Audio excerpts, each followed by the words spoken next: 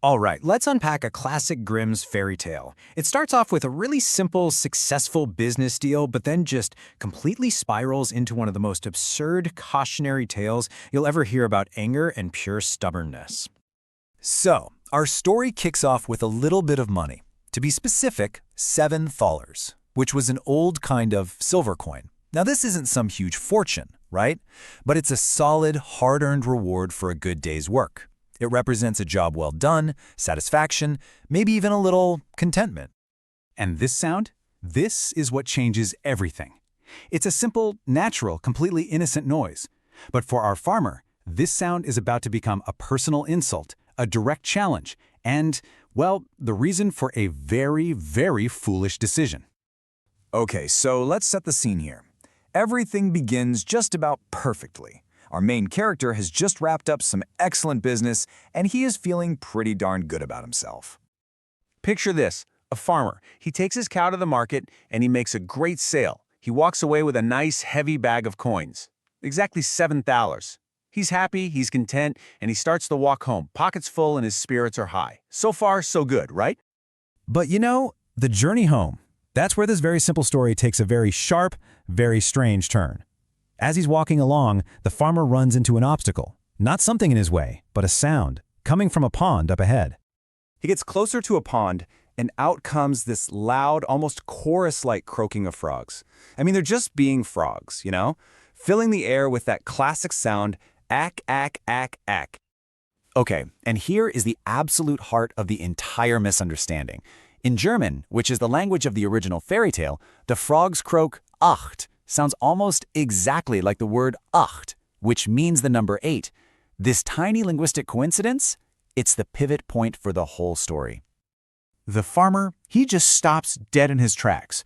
In his ears, he's hearing 8, 8, 8, and his good mood just evaporates. To him, it sounds like the frogs are correcting him in public, shouting that he got $8 when he knows for a fact he only got 7. So he does what you might think is the logical thing to do. He pulls out his bag, dumps the coins into his palm, and counts them out. 1, 2, 3, 4, 5, 6, 7. Yep, he's right. But here's the thing.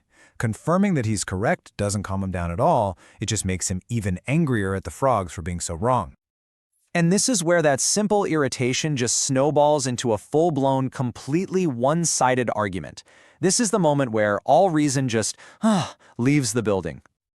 He turns right to the pond and starts yelling at the frogs. He's trying to reason with them, to correct what he thinks is their mistake, shouting that they've got it all wrong and the number is 7. And what do the frogs do? Well, of course, they just keep on croaking. Ack, ack, ack. But to the farmer, this isn't just a croak anymore. Oh no, this is defiance. This is them hearing his correction and shouting 8, 8, 8 right back at him.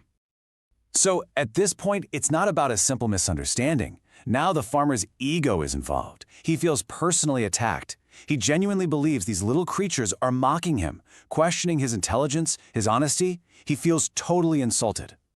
And that feeling of being insulted, it just pushes him right over the edge. His anger boils over, and in this state of pure irrational rage, he decides he has to prove to these frogs that he is right, no matter what it costs. You can just see the dominoes fall here. First, he feels insulted. That causes him to lose all common sense, which then leads him to decide he needs to offer undeniable proof. And his idea of proof? Well, it's a disaster. He is about to make his point in the most ridiculous way you can possibly imagine. So with this furious shout, he takes his entire bag of $7, all his hard work, the source of all that happiness from earlier, and he just hurls it with all his strength right into the middle of the pond. His logic? If they won't believe him, well, they can just count the coins for themselves. And just like that, the argument's over. But now, the consequences kick in.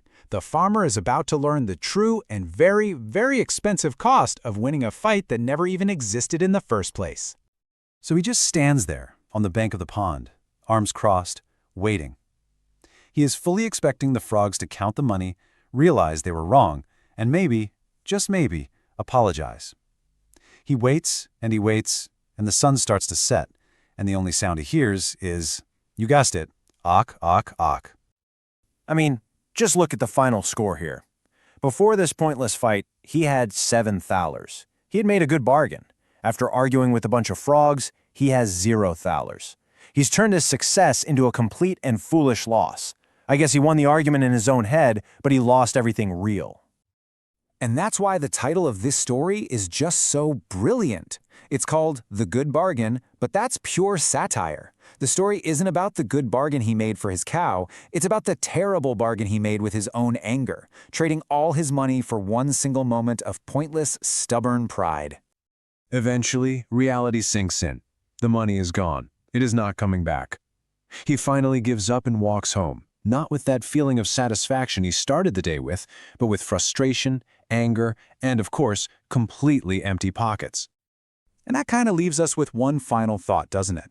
The farmer paid 7 thalers to win an argument with creatures who couldn't even understand him.